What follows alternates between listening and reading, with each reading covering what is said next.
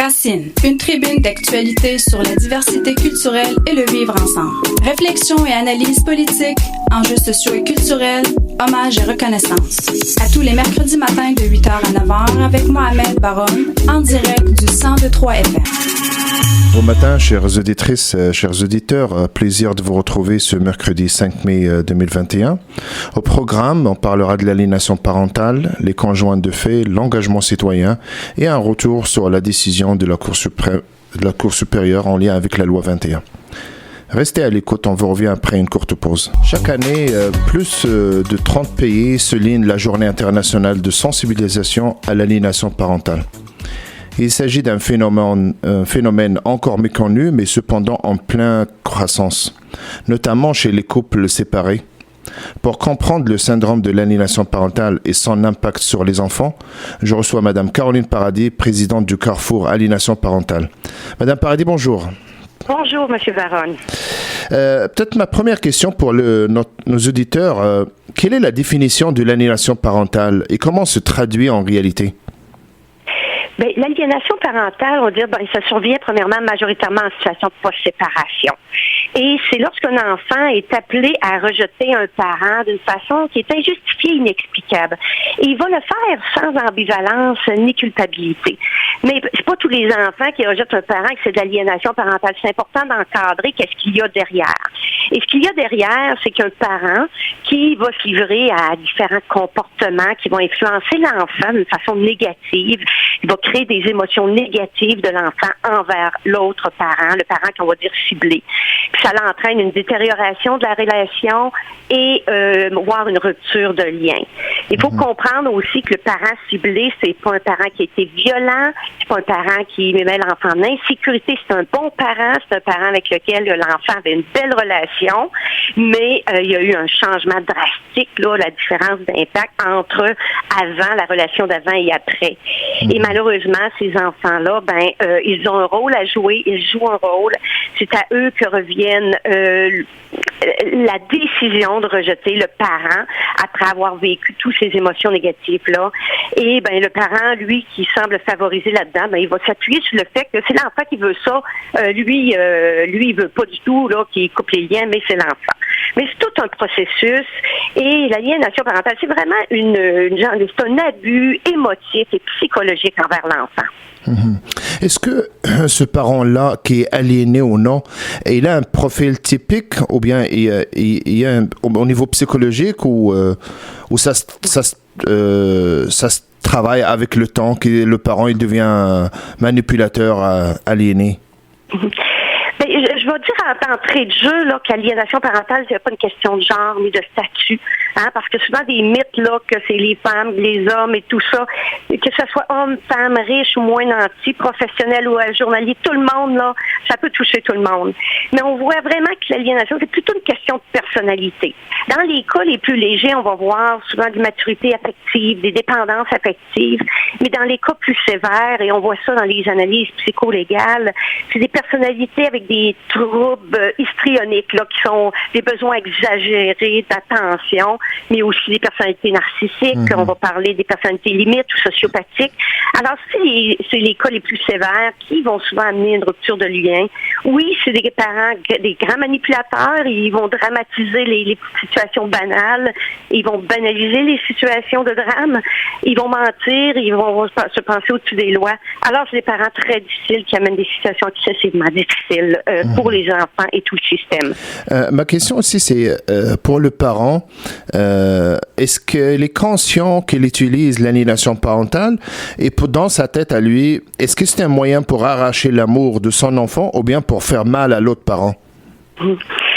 Je dirais qu'il y a peut-être autant de réponses qu'il y a peut-être de situations et de parents, mais derrière une dynamique, il y a toujours derrière une dynamique d'aliénation parentale, il y a toujours un désir d'exclusion de l'autre parent. Mais ce désir-là peut être inconscient, il peut être conscient.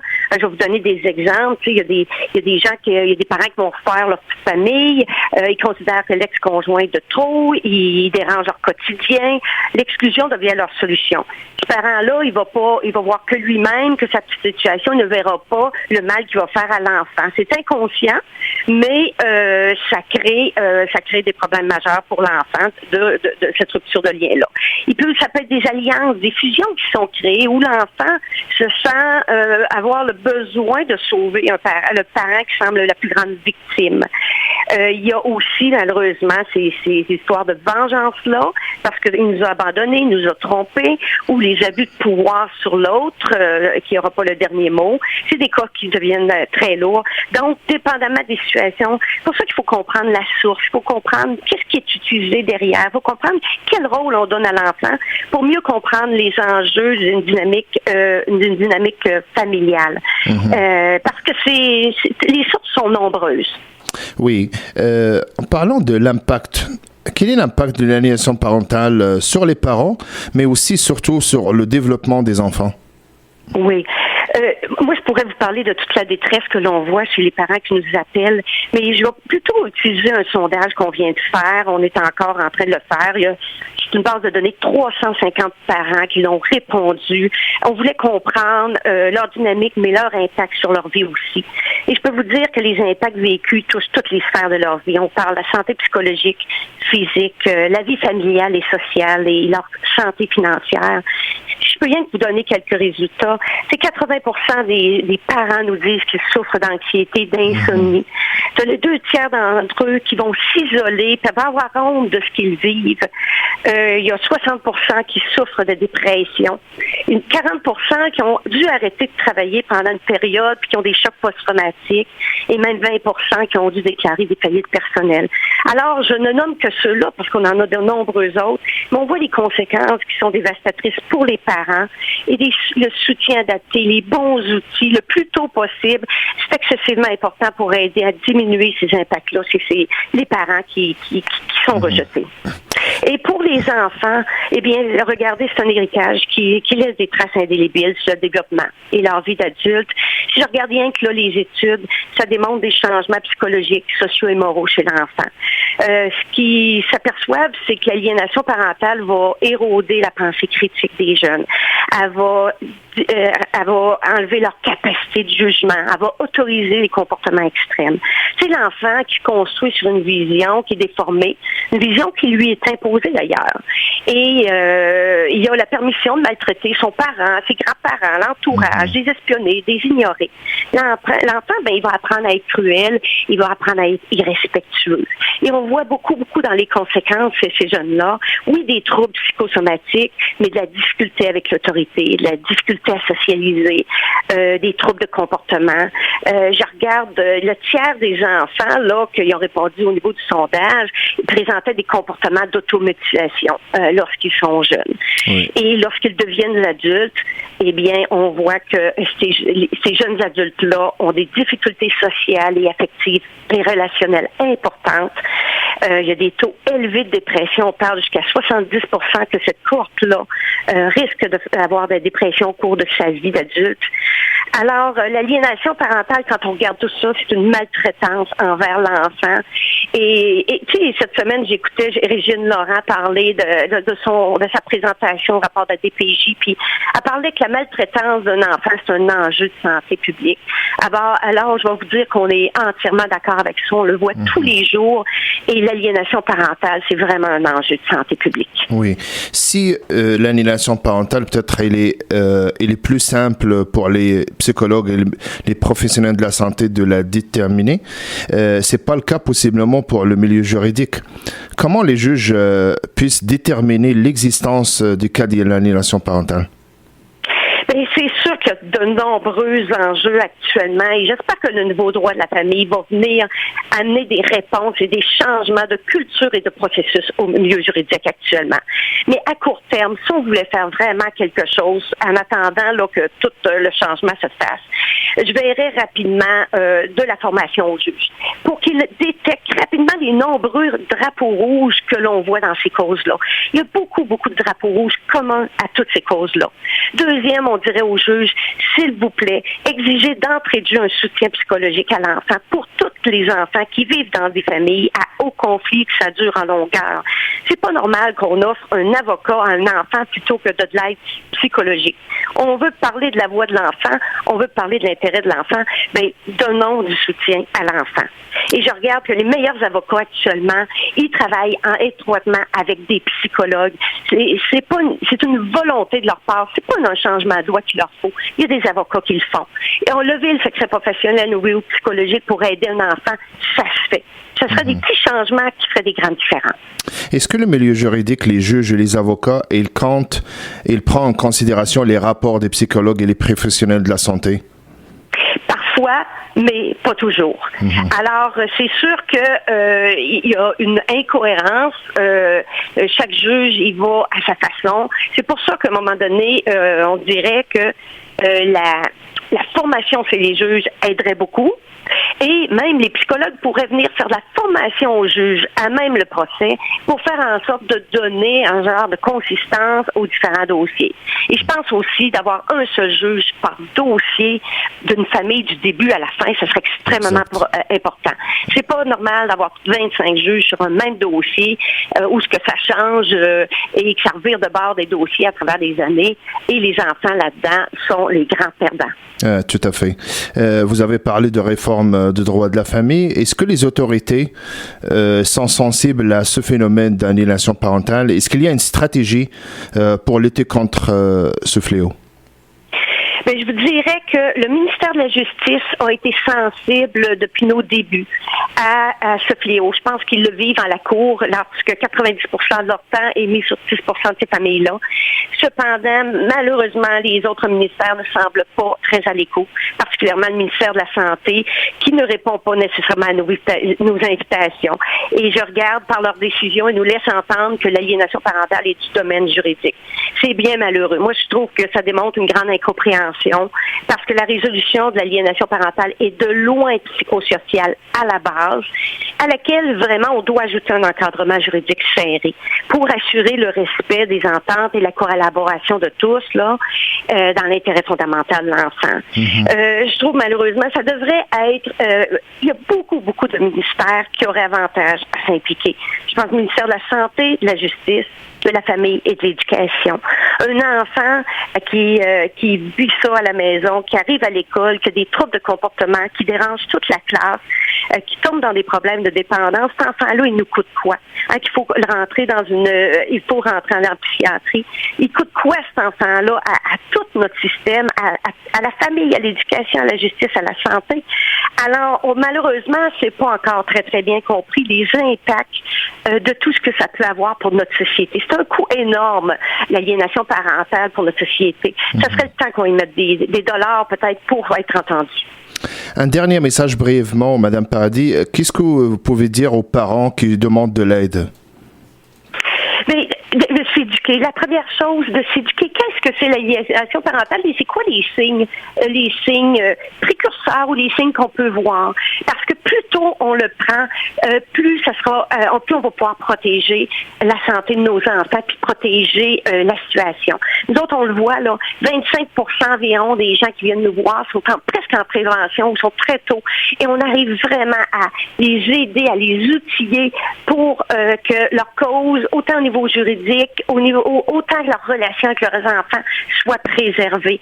Alors, la prévention, c'est probablement ce qui est le plus important pour le moment, de savoir que ça existe et d'être capable de s'outiller pour pour savoir comment aider nos enfants à les sortir finalement de ce conflit-là, à les désempoisonner, comme on dit, parce qu'ils sont souvent empoisonnés par toutes sortes de messages, d'émotions négatives.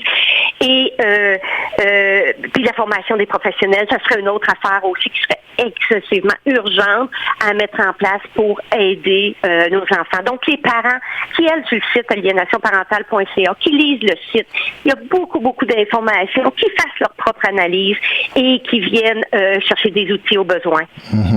Caroline Paradis, présidente du Carrefour Aliénation Parentale. Merci, au plaisir. Merci beaucoup de m'avoir invité. Bonne journée. Après la question de l'aliénation parentale qu'on a vue avec Madame Paradis, une autre réalité familiale qu'on va voir avec notre invitée, Madame Hélène Bello, professeure à l'INRS, directrice du Centre Urbanisation, Culture et Société. Madame Bello, bonjour. Bonjour. Selon le recensement de 2016, les Québécois sont, au niveau canadien, les champions de l'Union du fait. Pourquoi on parle tant après, 10 ans après l'affaire de Éric et Lola? En fait, on en parle encore aujourd'hui parce qu'après l'affaire d'Éric et Lola, il n'y a rien qui s'est passé pratiquement. Alors, il y a eu un rapport qui a été fait, il y a eu des consultations, mais sur le plan d'une réforme du droit qu'on attendait depuis fort longtemps, malheureusement, il n'y a encore rien qui a été fait. Donc, c'est vraiment un problème actuellement et on sait que le gouvernement est en train d'y travailler, mais ça tarde. En fait, il y a une question de volonté politique probablement. Certains, ils pensent qu'il s'agit d'un choix de société. En tant que professionnel, pensez-vous que vraiment c'est un choix de société ou bien les Québécoises et les Québécois, ils sont pas conscients de ce choix qui mène à des graves injustices en cas de séparation, notamment? En fait, vous mettez le doigt tout à fait dessus. On a fait une grande enquête auprès de 3250 répondants au Québec, donc vraiment représentatif du Québec et de toutes les régions. Et on s'est aperçu que 50% des couples en union libre ne connaissent pas leurs droits, ne savent pas que c'est pas pareil d'être marié ou en union libre. Ils pensent qu'au moment d'une séparation, il va y avoir un partage des biens, ce qui est faux. Ils pensent qu'il peut y avoir une pension alimentaire pour le conjoint, ce qui est faux aussi. Et donc, il y a vraiment beaucoup de méconnaissances. Puis quand on parle de choix, il y a aussi toute la question alors on dit qu'il faut que ce soit un choix libre et éclairé, donc on a vu que c'est pas éclairé. Mais au niveau de la liberté de choix, on s'est aperçu dans notre enquête qu'il y a à peu près 30% des couples dans lesquels il y a un des conjoints qui veut se marier, l'autre veut pas. On peut se demander, est-ce que cette personne a vraiment le choix dans une société où l'union libre est tellement acceptée? Puis je vous dirais, la dernière chose aussi qui est importante, je pense, c'est que on est en train de faire notre rapport d'impôt en ce moment. Là, la plupart des gens l'ont fait, bien heureusement. Mais quand vous faites votre rapport d'impôt, là, après 1 an de vie commune, vous devez cocher une petite case. Et le gouvernement, en fait, par rapport à l'impôt, traite les couples en union libre comme s'ils étaient mariés après seulement qu'1 année de vie commune. Alors, on peut se demander où est le choix là-dedans? Est-ce que, alors, d'un côté, on nous dit, justement, faut laisser les gens choisir de se marier ou d'être en union libre, mais de l'autre côté, par les lois sociales et fiscales, le gouvernement impose une façon de fonctionner comme si les couples étaient mariés. Alors, la question du choix est importante, puis surtout, il y a une méconnaissance très, très importante dans la population. Alors, si je retiens, comme ce que vous dites, c'est quand même au niveau fiscalité, l'État est gagnant quand même dans cette situation. Oui, en fait, c'est que l'État considère que les deux conjoints, mettons, qui sont en union libre, gèrent ensemble l'argent. Alors, par exemple, justement, en fait, tout le calcul de l'impôt va faire en sorte que le couple, comme une unité économique, va essayer de sauver le plus d'argent possible. Mais dans les faits, quand on regarde comment les couples gèrent, alors autant chez les mariés que chez les couples en union libre, parfois il y a des gens qui gèrent séparément, d'autres fois il y a des gens qui gèrent ensemble. Mais ce qui est particulier, c'est qu'au niveau de la loi pour les couples en union libre, c'est que quand les gens se séparent, chacun repart avec ce qu'il a payé. Ils sont considérés à peu près comme des couples, comme des colocataires.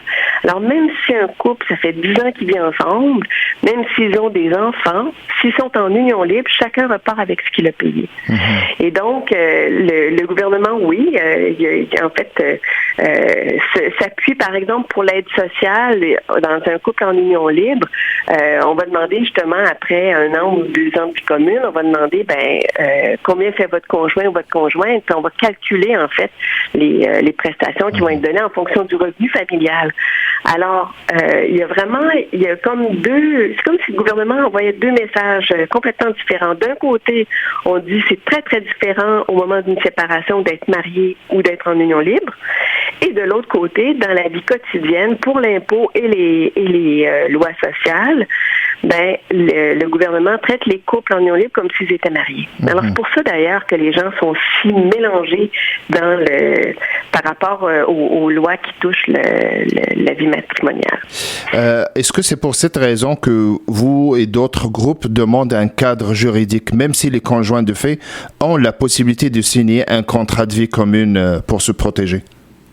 Oui, parce que en fait, la raison pour laquelle justement on milite, ou je dis on milite, mais on fait des recherches là-dessus pour montrer quelle est la réalité, c'est que oui, il y a des contrats de vie commune. C'est possible de faire des contrats de vie commune depuis plus de 20 ans.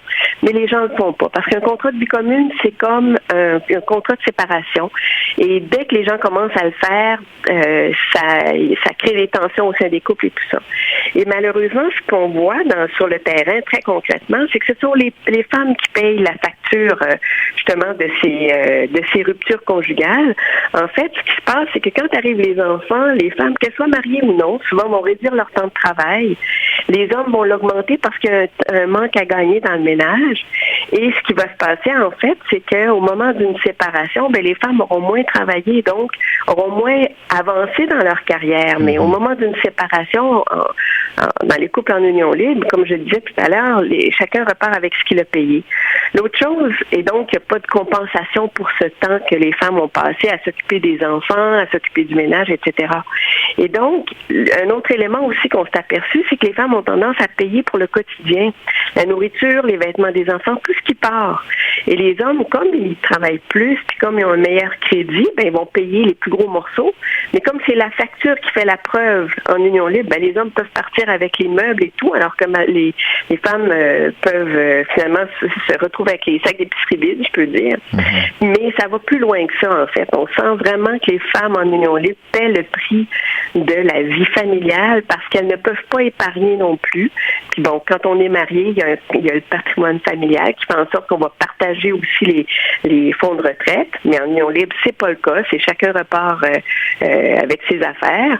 Et donc, on voit qu'en bout de ligne, au fil des ans, les femmes n'épargnent pas d'argent. Puis on le voit aussi au moment d'une séparation, c'est plus souvent les hommes que les femmes en union libre qui vont garder la maison. Alors, soit parce que les femmes ne sont pas copropriétaires, mais peut-être aussi parce qu'elles n'ont pas les moyens de garder la maison après la rupture. Donc, vraiment, il y a des différences importantes entre mariés et union libre. Puis les contrats de vie commune, c'est certainement pas la solution parce que les gens ne le font pas. Donc, on en a la preuve depuis 20 ans. Oui. Vous ne pensez pas que certaines personnes, ils vont trouver d'autres moyens de rester en couple en dehors d'un cadre juridique imposé? En fait, c'est fort possible. Ce qui est important, c'est que le droit s'adapte aux réalités actuelles. Il y a beaucoup de couples maintenant que c'est des ménages recomposés, où il y a des couples qui se forment plus tard dans la vie, puis qui n'ont pas d'enfants et tout ça. Alors, ce qui est important, c'est que les gens soient informés et qu'ils puissent se sortir d'un cadre juridique qui serait, par exemple, imposé à tous. C'est ce qu'on appelle l'option du opting out. Mais pour le faire, il faudrait qu'il y ait l'information, qu'ils le fassent de façon éclairée, ou des gens qui voudraient tout simplement pas, pour toutes sortes de raisons. Moi, je pense qu'il faut qu'il y ait une souplesse dans le droit. On peut être créatif là-dedans. Mais dans la mesure où les deux sont informés, et je vous dirais aussi, quand on choisit l'opting-out, c'est à la charge du plus fort économiquement de démontrer à l'autre que c'est une bonne chose de ne pas être dans un cadre juridique. Ce que je veux dire par là, c'est qu'actuellement, c'est toujours le plus faible économiquement, souvent les femmes, qui vont faire la démonstration qu'elles se sont appauvries, puis ça n'a pas de bon sens comme système. Il faut aller dans l'autre sens, alors démontrer plutôt, partir de l'autre point de vue, je peux le dire. Oui, oui. Pensez-vous que le gouvernement du Québec va prendre en considération cette réalité dans sa réforme du droit de la famille? Ben, on l'espère, puis on multiplie les études pour que, en fait, le gouvernement s'appuie sur des faits et non pas sur ce qu'on pense qu'est la famille au Québec. Vous le disiez tout à l'heure, là, on est les leaders de l'Union libre. Ce qui est très, très particulier, c'est que on est la seule province canadienne à ne pas avoir de cadre juridique pour les couples en union libre. On est vraiment en retard là-dessus, alors qu'on se dit progressiste et féministe et égalitaire et tout. On est vraiment en retard. Et donc, on espère justement que le gouvernement va se baser sur des faits, sur la réalité sociale, pour éventuellement amener une réforme, c'est sûr. Vous en avez parlé un peu. Pourquoi le Québec tarde-t-il à suivre l'exemple des autres provinces dans ce dossier? Oui, mais en fait, je pense que c'est parce qu'on a beaucoup mis l'accent sur l'autonomie de la volonté, cette idée de choix. Et la prémisse est fausse. Alors, on s'est aperçu, comme je vous disais tout à l'heure, que les gens ne connaissent pas les lois. Puis ce qui est intéressant, alors on parle du mythe du mariage automatique, c'est-à-dire la croyance que c'est pareil d'être en union libre après 1 an ou 3 ans de vie commune. Et c'est un mythe qu'on retrouve pas juste au Québec, qu'on retrouve en Angleterre aussi. C'est dans des pays, en fait, où le gouvernement traite les couples en union libre comme s'ils étaient mariés dans les lois sociales ou fiscales. Les gens, en fait, l'information qu'ils reçoivent, c'est que c'est pareil, mais c'est complètement faux. Alors, c'est vraiment, on espère en fait qu'il va y avoir de l'information certainement, mais qu'il va y avoir une réforme vraiment importante pour faire en sorte que, d'une part, on prenne en compte la question justement que c'est pas vrai que les gens choisissent de se marier ou de pas se marier pour des raisons juridiques. Ça rentre même pas dans les décisions souvent de la plupart des gens. Si nos enquêtes ont montré très clairement, les gens se marient parce qu'ils s'aiment, parce que c'est pour des croyances religieuses, parce que c'est une tradition familiale, mais très rarement la question juridique entre dans la décision de se marier ou non. Et c'est ça qu'il faut que nos décideurs, nos politiciens comprennent. On se marie pas pour des questions juridiques et donc ça n'empêche que le cadre juridique est extrêmement important. Puis que si on ne fait pas une réforme rapidement, ben c'est, comme je disais, les femmes qui payent vraiment le coût de la vie familiale à court, moyen et à long terme. J'espère que le législateur il sera à l'écoute. Hélène Bello, professeure à l'INRS, directrice du Centre d'urbanisation, culture et société. Merci, au plaisir. C'est moi qui vous remercie. Au revoir. Pour l'émission, on continue avec un autre sujet, l'engagement citoyen, qui gagne de plus en plus de popularité quand on aborde la question de la démocratie représentative. Comme si la représentativité des institutions démocratiques n'est plus suffisante pour faire valoir la volonté du peuple auprès des instances décisionnelles sur des enjeux majeurs. Pour en parler sur cette question d'engagement citoyen, je reçois Madame Julie Caron-Malenfant, directrice générale de l'Institut du Nouveau Monde ENM. Madame Malenfant, bonjour. Bonjour. Peut-être première question, quelles sont les conditions favorables à l'exercice d'une citoyenneté active? Alors, je pense que votre introduction positionne très bien d'abord le sujet, puis je suis d'accord avec vous, la démocratie représentative, malgré le fait qu'elle soit encore le meilleur modèle ou le moins pire des modèles qui existent en termes d'organisation politique, c'est pas un modèle qui est parfait. Et c'est pour cette raison-là qu'à l'INM, entre autres, on souhaite mettre de l'avant la démocratie participative comme un complément à la démocratie représentative pour éclairer la prise de décision, pour améliorer la réponse de nos institutions aux aspirations de l'ensemble de la population. Et quand vous dites quelles sont les conditions de succès, bien moi je pourrais vous dire que parmi les conditions de succès, d'abord et avant tout, il faut que nos décideurs soient ouverts et intéressés à entendre le point de vue des citoyens lorsqu'il s'agit de les inviter à s'exprimer. Il y a d'autres conditions de succès qui sont notamment le choix des moyens qu'on emploie pour mettre à profit la contribution des citoyens. Vous savez, il y a des gens, notre société elle est extrêmement diversifiée et il faut tenir compte de ces profils diversifiés dans la façon dont on souhaite mobiliser l'intelligence collective en tenant compte notamment de l'accès à la technologie. Donc tout faire en ligne n'est pas nécessairement la réponse, même si ça représente certains avantages pour certains groupes de la population. Dans d'autres cas, on va demander aux gens de se déplacer dans certains lieux, mais ça ne convient pas toujours. Il y a des gens qui ont des enjeux de mobilité, qui ont des enjeux aussi liés à leur sentiment de compétence pour prendre la parole publiquement. Alors, il faut varier les formes par lesquelles les gens peuvent s'exprimer. Et donc, le choix des méthodes est extrêmement important, tout comme il faut s'assurer qu'on a des processus de démocratie participative qui sont crédibles et impartiaux, dans lesquels les gens ont confiance. Et puis ça, c'est extrêmement important parce que souvent, on va oublier le fait que on ne peut pas toujours se positionner comme juge et partie. Un gouvernement va peut-être vouloir consulter, mais il ne peut pas diriger la conversation complètement. Il faut laisser des espaces neutres où les citoyens ont la confiance qu'ils vont pouvoir exprimer la diversité des opinions qu'ils ont. Oui, je présume que l'objectif de l'exercice d'une citoyenneté est de provoquer un impact social. Selon vous, quel changement systémique peut-on obtenir avec l'engagement citoyen pour peser sur des décisions sociales, culturelles et économiques qui répondent à la volonté des citoyens plutôt que intérêts privés? Oui, d'abord, comme je vous le disais, le point de départ, c'est que les décideurs aménagent les espaces qui permettent l'expression de ces opinions et aspirations de la collectivité.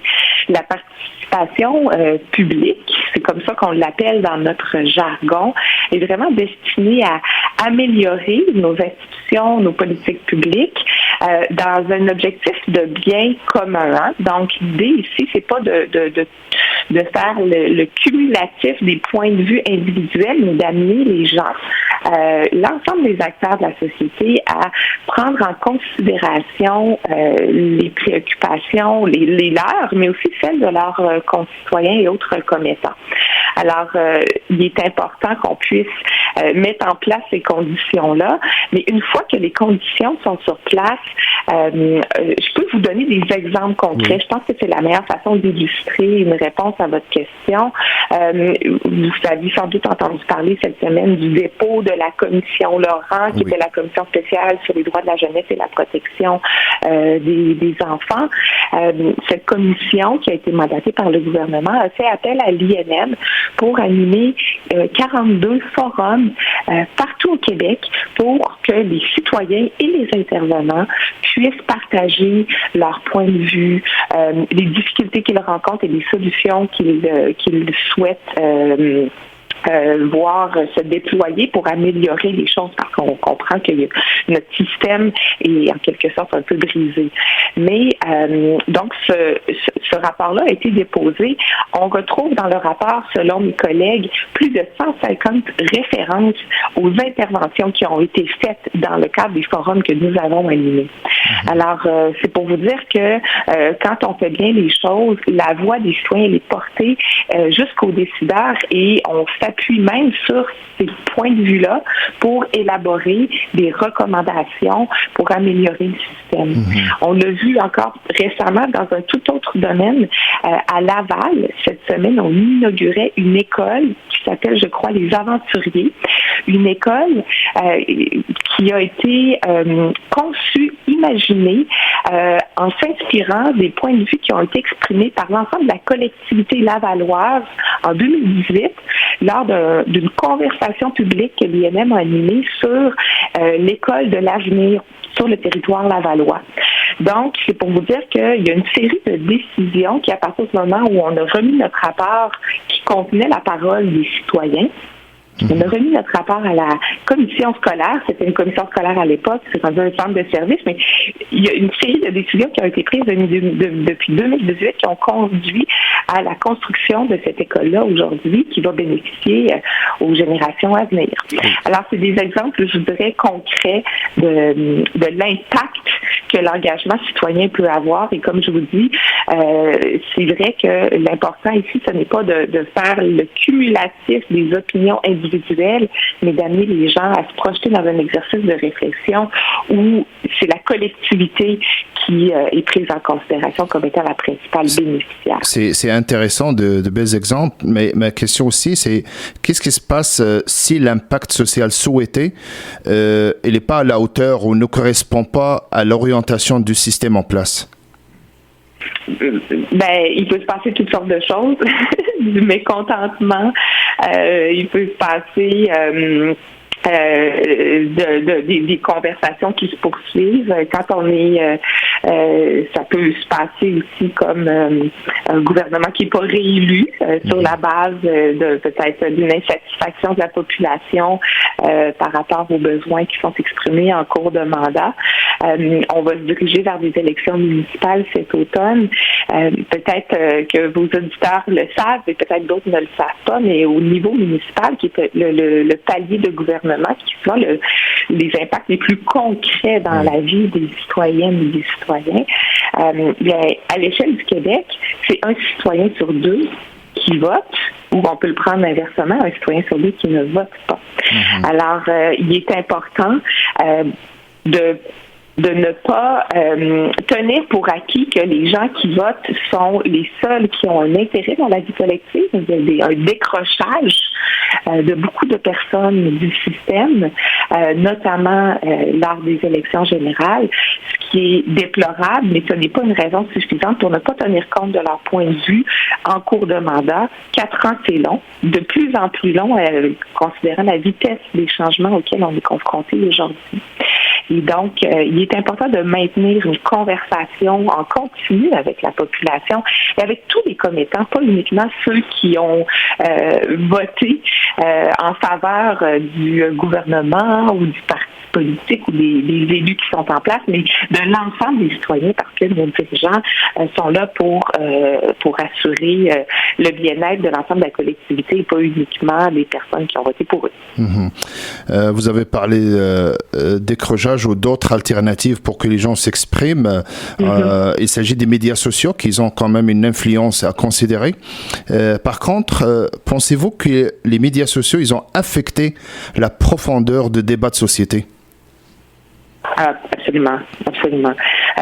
On voit aujourd'hui de grandes choses, de grandes avancées grâce aux médias sociaux, mais on voit aussi des situations extrêmement déplorables. Donc, les médias sociaux et la sphère numérique ont beaucoup de bons, mais ont beaucoup de mauvais. C'est extrêmement inquiétant. J'ai d'ailleurs eu la chance de siéger au cours de la dernière année sur la Commission canadienne de l'expression démocratique comme commissaire, aux côtés notamment de la juge en chef du Canada, l'ex-juge en chef du Canada, Beverly McFarlane, et d'autres éminents concitoyens d'un peu partout au pays, pour fournir des recommandations au gouvernement canadien sur l'encadrement de la sphère numérique et plus précisément des géants du web et des réseaux sociaux. On constate que ce qui se passe là ne peut pas être considéré comme des choses anodines. Ça a un impact réel dans la vie des gens, notamment dans la sphère politique. Et puis, il est extrêmement urgent qu'on régule ces acteurs et ces géants du web de façon beaucoup plus ferme parce que leurs activités et leurs modèles économiques viennent complètement créer des distorsions extrêmement inquiétantes dans notre société. Une dernière question. En tant que centre de recherche aussi, c'est jusqu'à quel point la recherche sociale influence les décisions politiques? Je me permettrais d'apporter une petite précision. L'Institut du Nouveau Monde n'est pas un centre de recherche. On est un do tank et non pas à proprement parler un think tank. Donc, on va produire de la connaissance, mais à partir de données provenant des chercheurs. Donc, on va mettre à disposition des contenus extrêmement des contenus extrêmement riches, mais qui proviennent en général d'autres sources. Donc, on est en contact avec des chercheurs partout au Québec. Maintenant, comment vous est-ce que la recherche sociale on travaille nous-mêmes à développer un modèle d'impact. L'impact se mesure difficilement en sciences sociales. Cela dit, on espère que la connaissance qui avance peut permettre effectivement que nos décisions soient davantage éclairées. On le voit aujourd'hui, notamment l'impact de la confiance dans la prise de décision, dans la gestion de la pandémie. Je pense que ça permet de remettre les pendules à l'heure sur l'importance de ne pas prendre des décisions uniquement sur la base d'opinion, mais bien sur la base de faits. Et il y a énormément de chercheurs au Québec qui s'intéressent à la question de la participation citoyenne, particulièrement la participation citoyenne chez les jeunes. Et puis, on fait beaucoup d'apprentissage et on espère donc qu'on aura des moyens, des outils de plus en plus adaptés au monde d'aujourd'hui et à tous les défis auxquels on va être confrontés collectivement dans les prochaines années, prochaines décennies. Tout à fait. Julie Caron-Malenfant, directrice générale de l'Institut du Nouveau Monde. Merci, au plaisir. Merci à vous, au revoir. Mardi, le 20 avril dernier, le juge Marc-André Blanchard a rendu sa décision très attendue, suscitant beaucoup de réactions. Le gouvernement a déjà annoncé d'emblée qu'il portait le verdict en appel. Ce jugement qui a laissé la place à plusieurs lectures et interprétations, et c'est ce qu'on va voir avec notre invitée, Maître Lina El-Idrissi, avocate. Maître El-Idrissi, bonjour. Bonjour. Peut-être premièrement, quelle est votre lecture générale du jugement? Oui, alors, on ne serait pas étonné là d'entendre encore que c'est une décision qui est assez volumineuse. Le juge n'avait pas beaucoup de jeu étant donné la clause dérogatoire et le statut que le plus haut tribunal avait donné à cette clause. Oui. Ce qu'on peut retenir par contre de la décision, c'est que l'article 33 de la Charte permet à la législature d'une province d'adopter une loi qui va à l'encontre des articles 7 et 15 de la Charte canadienne. Puis en raison du fait que le juge est lié par les décisions antérieures des plus hauts tribunaux, ces dispositions touchées par la dérogation sont juridiquement inattaquables. Et donc le juge n'avait pas le choix que de rejeter les arguments quant à la violation de la liberté de religion, la liberté de pensée, d'opinion, d'association et le droit à l'égalité. Par contre, ce qui est intéressant, c'est que l'argument qui a été avancé par les minorités linguistiques, donc l'article 23, et celui du droit de vote, l'article 3, n'est pas couvert par l'article 33 de la Charte. Et donc ne sont pas protégés, ils ne sont pas soumis à la clause dérogatoire. Et donc le juge avait fait une analyse en vertu de l'article 1, puis on a pu dire que le PGQ ne s'est pas déchargé de son fardeau de justifier la violation d'un tel droit dans une société libre et démocratique. Oui. Au niveau social, quel est l'impact du jugement, notamment dans les rapports entre francophones et anglophones et dans les rapports avec les personnes qui portent des signes religieux? Oui, malheureusement, la décision va venir renforcer cette fausse idée qu'on a, que certaines personnes ont à l'idée de l'identité québécoise francophone versus les anglophones et les personnes qui portent un signe religieux. C'est-à-dire que les minorités linguistiques, dans ce cas l'anglais, et les personnes croyantes ont leurs propres règles et ne veulent pas s'intégrer au Québec. Et tout ça va mettre en danger les valeurs québécoises. Si par valeurs québécoises, j'entends vraiment les valeurs francophones, québécoises, laïques. Et malheureusement, ce jugement-là va venir juste renforcer cette idée-là que cette personne a. Comme vous l'avez bien dit, le juge Blanchard s'est basé sur 2 articles de la Charte canadienne pour invalider les cas de commission scolaire anglophone ainsi que les élus de l'Assemblée nationale.